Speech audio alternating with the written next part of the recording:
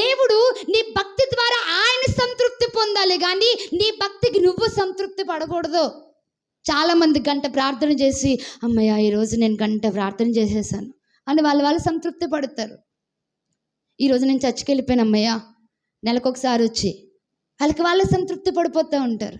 ఈరోజు గంట వాక్యం చదివేసాను అమ్మయ్య అని చెప్పి వాళ్ళే సంతృప్తి పడతారు.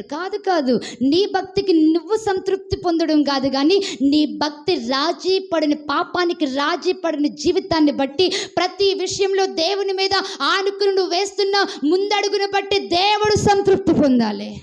హల్లెలూయా, హల్లెలూయా. దేవుణ్ణి సంతృప్తి పరిచే భక్తి ఉండాలి. ఎంత ప్రార్థన చేసినా సరిపోదు దేవునికి.